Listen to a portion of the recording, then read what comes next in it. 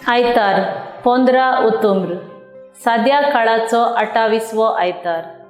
मुखेल व्होड शक्ती नियाळाक आदार। आमचे कुडीक शक्ती आसूंक जेवणाची गरज, तशेंच गिन्यानाची शक्ती आसूंक देवाचो आत्मो गरजेचो।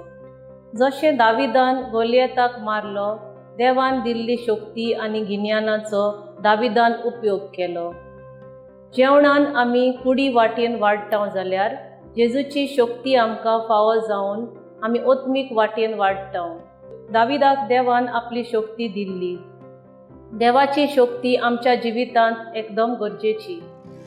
देव जैताचे एक व्हडलें जेवण तयार करता आनी तांकां वाडटा, कित्याक तांणी आपली चूक वळखून घेवन ती देवाक आपल्या जिविताचो माज करतात। देवाची शक्ती तांणी मांडून घेतली। जेजू मनशाचे गरजेक पावता आनी तांची शक्ती जेजूच जाता।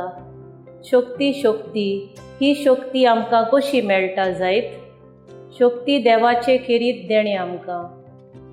म्हाका एके बायलेचो उगडास येता।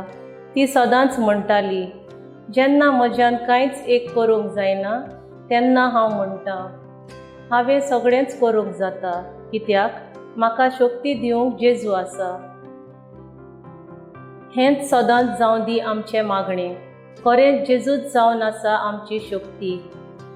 घराब्यांत आमी एकामेका सवे मोगान, शांतीन आनी एकवटान जियेतात जाल्यार आमी एकामेकाक शक्ती जाताव व आमची शक्ती आमी आमच्या घराब्याच्या वांगड्यांक दिताव। पूण जेजूच आमची जण एकल्याची शक्ती।